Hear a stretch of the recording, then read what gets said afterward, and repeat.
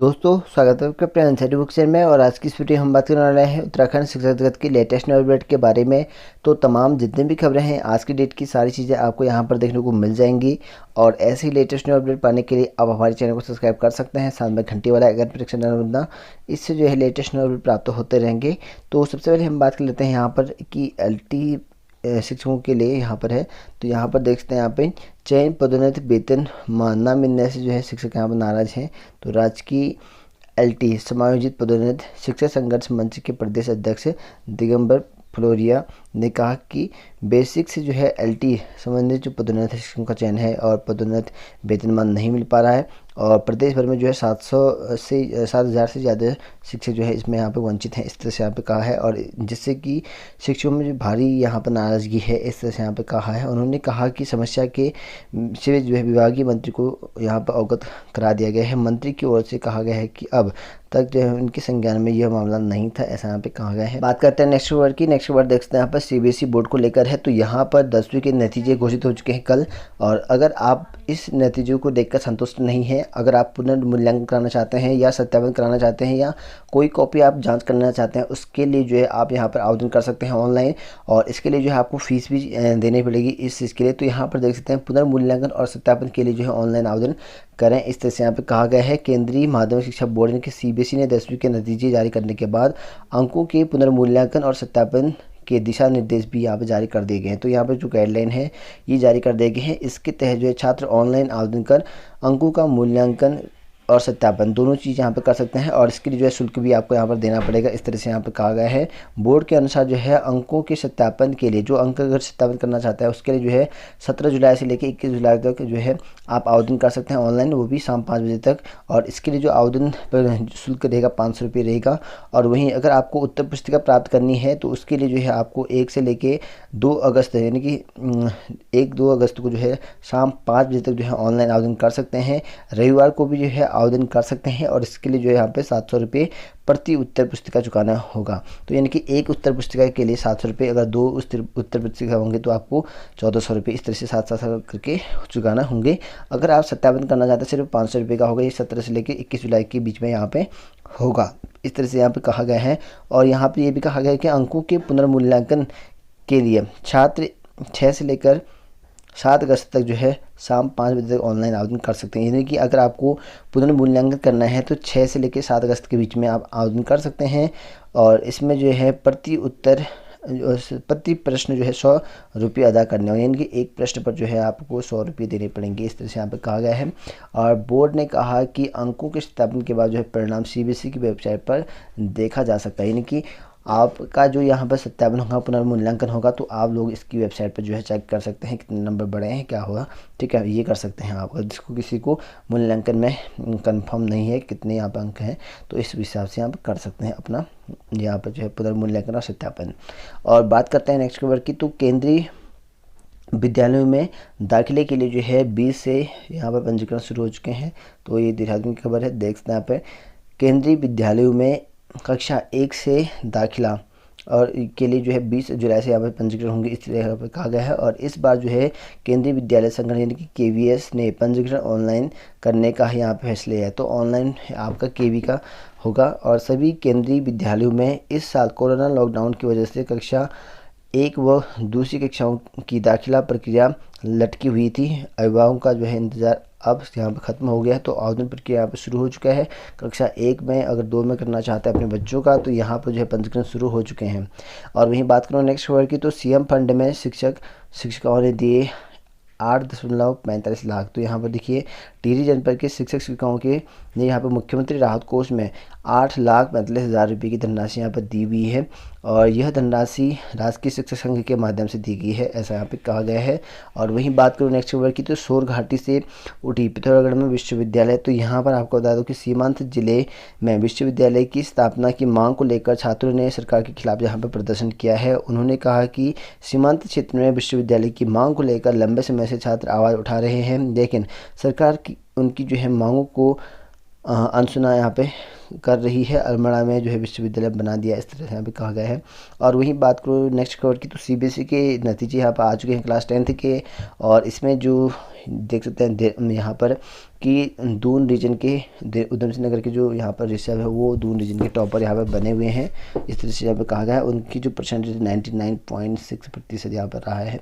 तो यहाँ पर देख सकते हैं यहाँ पर 498 नंबर आए हैं उनके 500 में से, और ये टॉपर रहे हैं देहरादून रीजन के। बात करते हैं नेक्स्ट खबर की। नेक्स्ट खबर देख सकते हैं यहाँ पर उत्तराखंड में भी यहाँ पर जो 10th क्लास में सीबीएसई ने रिजल्ट रहा था वो यहाँ पर उत्तराखंड में 91.36 यहाँ प्रतिशत छात्र छात्रा यहाँ पर पास हो रखे हैं, और राज्य का जो रिजल्ट है इस तरह से यहाँ पर रहा है। तो 89.94% जो है छात्रों का पास प्रतिशत है, और छात्राओं का जो पास प्रतिशत है वो 93.42 है। तो यानी कि छात्राओं ने ज़्यादा यहाँ पे बाजी मारी है, और टोटल जो छात्र ने परीक्षा दे रखी इतनी यहाँ पर दी हुई है। तो इस बार जो है परीक्षा परिणाम बहुत यहाँ पे बेहतर रहा है, ऐसा यहाँ पे निर्देशक ने कहा है। सीबीएसई के क्षेत्रीय निर्देशक रणवीर सिंह ने बताया कि परीक्षा परिणाम जो है इस बार बहुत बेहतर रहा है, ऐसा यहाँ पे कहा गया। उत्तराखंड में जो है 10वीं में छात्र छात्राओं का प्रतिशत पास है वो 91.36 इस तरह से यहाँ पर रहा है। और वहीं बात करो नेक्स्ट वर्ग की, तो 10 साल से कम सेवा पर भी मिलेगी अशक्त पेंशन। तो यहाँ पर देखिए केंद्र ने, रक्षा मंत्रालय ने यहाँ पर 10 साल से कम की भी यहाँ पर सेवा देने वाले सशस्त्र बलों के कर्मियों के लिए बुधवार को अशक्त पेंशन की अनुमति दे दी है। तो यहाँ पर नया चेंजेस हो रखा है सशस्त्र बलों वालों के लिए। तो यहाँ पर अशक्त पेंशन सेवा जहाँ पे 10 से कम उम्र वालों को भी यहाँ पे दी जाएगी, ऐसा यहाँ पे कहा गया है। और बात कर रहे हैं नेक्स्ट खबर की, तो यहाँ पर फर्जी प्रमाण पत्र से नौकरी पाए 6 शिक्षक यहाँ पर बर्खास्त हो चुके हैं। तो जैसे कि आप लोग जानते हैं कि उत्तराखंड में काफ़ी शिक्षक यहाँ पर एसआईटी की टीम यहाँ पर जुड़ी हुई है, और ये बार बार जो है नए जो यहाँ पर फर्जी प्रमाण पत्र से बने हैं उन शिक्षकों को यहाँ पर निकाल रहे हैं।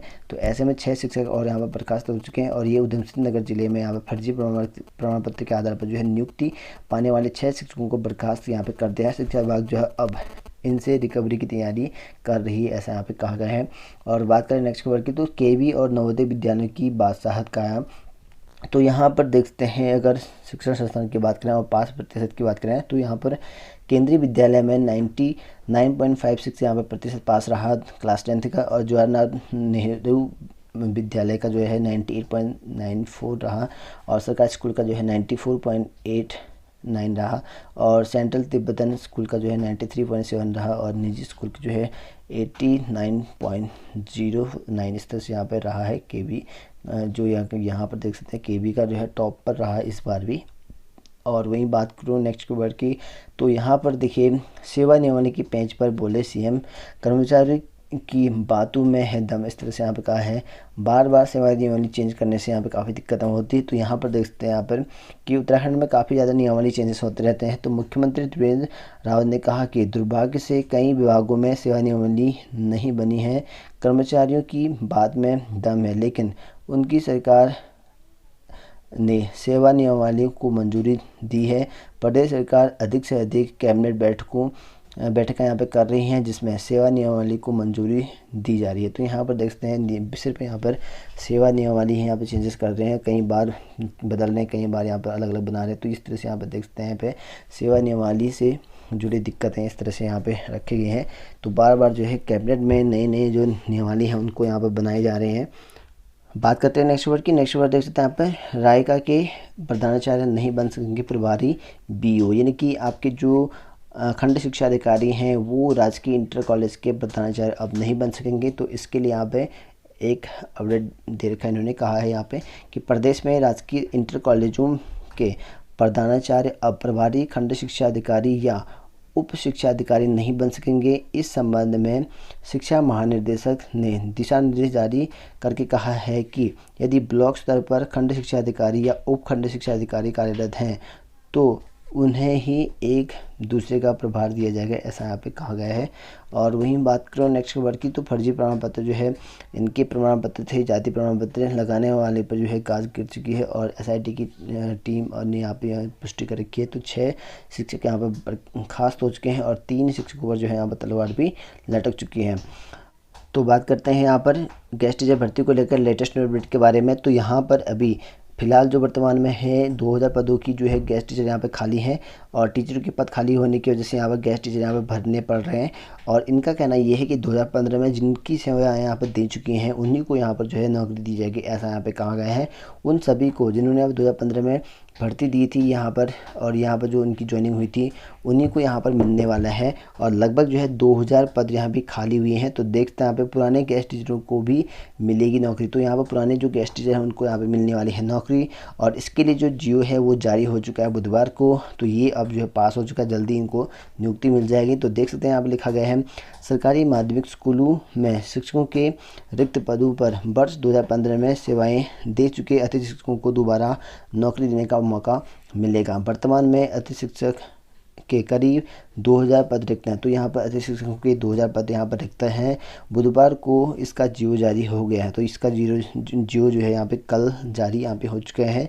सरकार ने शिक्षा निर्देशक R.K. कुंवर को नियुक्तियां करने की अनुमति दे दी है। तो यहाँ पर नियुक्तियां करने की अनुमति भी दे दी है। कुंवर ने बताया कि शासन के निर्देशानुसार जो है यहाँ पर CEO को भेज दिया गया है, ऐसा यहाँ पे कहा गया है। जिलों में जो है LT और प्रवक्ता कैडर के रिक्त पदों पर ज़रूरत के अनुसार जो है पूर्व के अतिथि शिक्षकों को जो है नियुक्त किया जाए, ऐसा यहाँ पे कहा गया है। सरकार के फैसले से पूर्व के अतिथि शिक्षकों को जो है बड़ी राहत यहाँ पर मिली है। मालूम हो कि सुप्रीम कोर्ट ने अतिथि शिक्षकों की नियुक्ति की छूट देते हुए पूर्व में सेवाएं दे चुके अतिथि शिक्षकों की भी यहाँ पे जो है नौकरी करने का वहाँ पे दिशा निर्देश यहाँ पे दिए हैं। और 2019 में विधिवत चयन से चुने गए अतिथि शिक्षकों की नियुक्ति के बाद रिक्त पदों पर पुराने वालों को मौका मिलना है, ऐसा यहाँ पे कहा गया। ये नहीं कि अब जिनकी नौकरी नहीं लगी थी अभी तक यहाँ पर अतिथि शिक्षक में, अब उनको यहाँ पे नौकरी लगने वाली है।